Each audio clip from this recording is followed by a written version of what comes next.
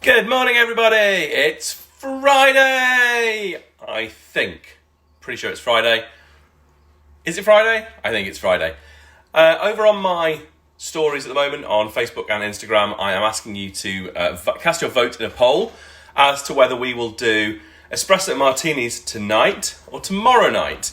There are some cunning people out there in Western Australia, looking at you, Ree, who are requesting this Saturday morning, which would be their Friday night. But I'm not considering making espresso martinis on a Saturday morning with a 3-year-old in my house because there's no way anything productive will ever get done. So that's not going to happen.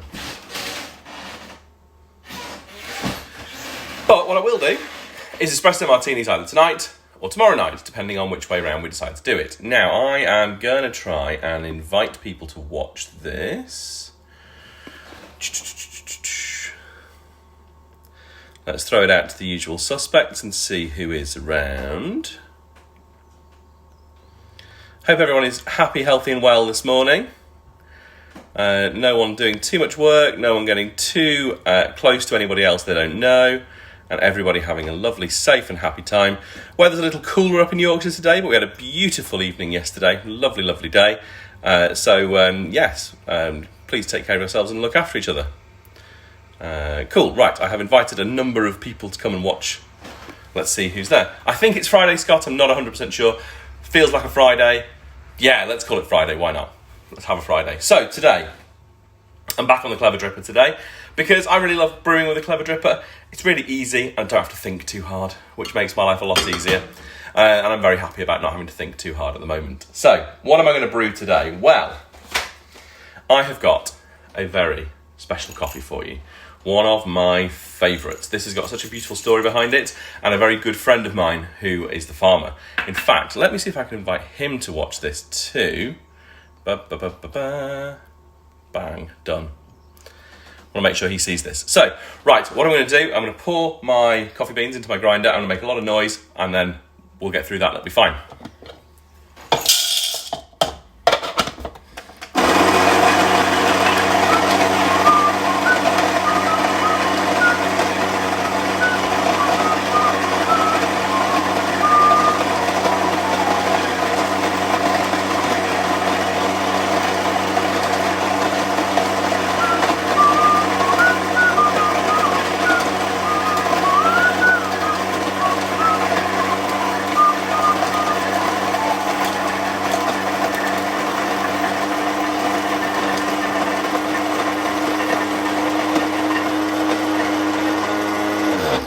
Good morning. Some of the slightly more professional social media gurus amongst you have been advising me to grind my coffee in advance, but it is important to grind your coffee fresh, and so I will continue to play my Girl from Ipanema hold music for you whilst I grind my coffee. So let me show you what we've got going on. Morning, Mum. Clever Dripper, filter paper, already folded, already pre-wet. Scales, on 0, ready to go. Coffee, ground in the drawer. Woo, look at that. Let's tip that in and see what weight of coffee we have. Just over 30 grams. Knock out the little bits. Just over 30 grams of coffee, which I'm perfectly happy with. That's very, very good. I like a little bit of a strong brew. Good hair today. All right, no need to be rude. Right, what we're going to do. I've got my trusty insulated bottle with my boiling water in. We're going to put a little bit of this on the coffee.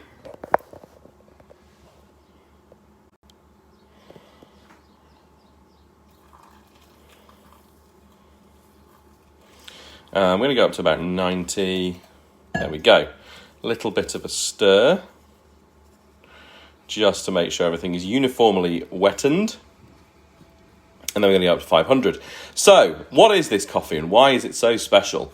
So, this is from El Salvador. And those of you who know me well will know exactly what's coming next. Coffee is from a friend of mine called Fernando Aguilar. 5th generation farmer, been working on the mountain on the side of San Salvador since about 1860, I believe. His family have been there. They were exiled to the States during the Salvador Civil War, which was very sad. And they came back and started working really hard to put the finca back to good use and make some really tasty coffee from it. When they were kind of renovating it. Most of the crops they had were red bourbon. What they found was that during the leaf rust outbreak, about coming up for 10, 11 years ago now, I think, they lost an awful lot of their productivity. So their crops stopped producing, they were struggling to get harvests done, and there were very little coffee for them to sell. There were some select partners who continued to buy through that crisis, and they are the reason they credit with them still being able to be in business at the moment. Right, so that's slightly lower volume of water than I really wanted, but I'm not going to run off and get more now. So, Fernando and his family. They have been growing coffee on the side of this volcano for hundreds of years. When they replanted and made sure everything was still tickety-boo for post leaf rust outbreak, they didn't go with high-yield, low-quality varietals. What they did instead is they focused their attention on good quality. They replanted red bourbons to make sure that their traditional rootstock was there. They also planted some pacas, but there were also some other little experiments that they had. So they have some orange and some yellow bourbon, which is planted around the fringes of their farm, so that when it butts up to the neighbouring farms, they know it's not their coffee, so they don't pick it, is the theory. But they also threw some other stuff in there that was interesting too. So I believe it was Fernando's father who planted some grafted pacas plants. So they would take the root of a Robusta plant and effectively sellotape the body of an Arabica plant, pacas in this case, to the top of it. And they plant it and it grows with about double the vigour, and they get twice as many cherries off the tree as they would do for a regular pacas there. And the trees are big and healthy and strong, and they're doing great.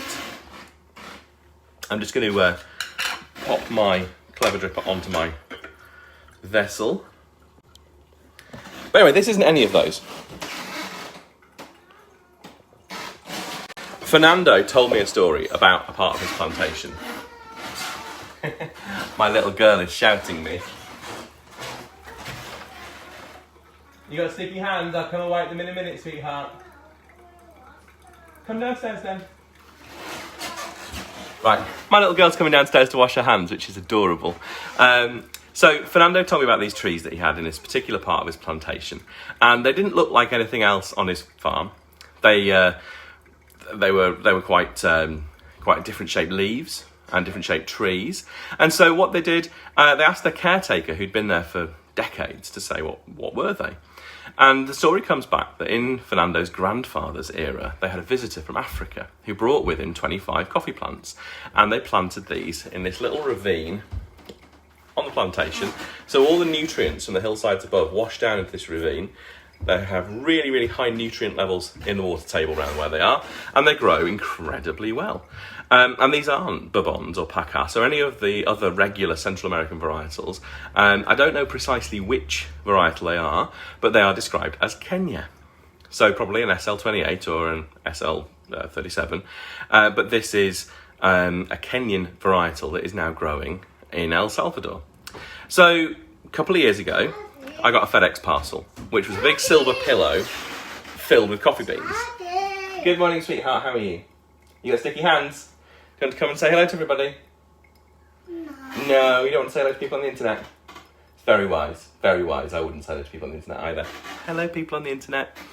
So these plants, I got this pillow full of green coffee. And basically what had happened was Fernando had sent me his whole crop that year to compete with in a competition. And it was about 20 kilos. What I know he did at the same time is he planted a load of seeds and grew a nursery of these Kenya trees. And that is now what he's planted a couple of hectares of. Hello, sweetheart. What's the matter? You want to wash your hands? Go and get your stool then and put it by the sink. He planted a nursery of these Kenya plants. And the Kenya plants basically have now got to the point of being harvestable and have reached maturity, and he's now given us I've now had a couple of bags of this commercially. So this is Fernando's big plan for the future. Kenya from El Salvador. They've got a couple of hectares growing there. It's super delicious. The way he's processing this at the moment is black honey. So this is where he'll peel off the top layer of the fruit, leave as much mucilage on there as he can, and then he leaves that out in the sun, rotating it regularly to keep it nice and fresh. And that is how he makes Kenia Black honey. So my Clever Dripper has finished dripping through now. My little girl is going absolutely bonkers in the background, and now my dog's joined in as well. So this is a full family coffee morning this morning. Here is my beautiful El Salvador Kenia Black honey.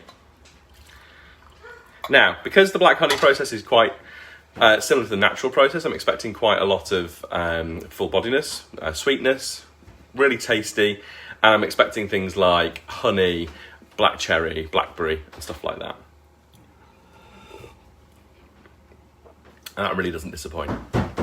That really doesn't disappoint. That's got the honey characteristics of this particularly strong, the sweetness, and also that kind of bee spit kind of flavour that you get from honey. You know what I mean? Is that a thing? I don't know. And then there's dark fruits as well, the blackberry, the black cherry. It's really tasty coffee. So, hello sweetheart, how are you? Why do you have these? Do you want to come and see the people on the internet? You going to come up and say hello? No, you don't want to come up and say hello. Right, my little helper doesn't want to say hello, and she has got really sticky hands because we've had toast and Marmite for breakfast. So what I'm going to do, I'll sign off. I will see everybody later. If you could please log on to my Facebook or Instagram story and vote for whether you'd like to have espresso martinis tonight or tomorrow night, that will be ace. And I will make espresso martinis as and when we go. You might want to put some cold brew on if you don't have an espresso machine handy. Lovely to see you. Have a nice day. Ivy, should we sing together? Everything is awesome. No, run away. Ran away. What can I do? Never work with children or animals. See you later.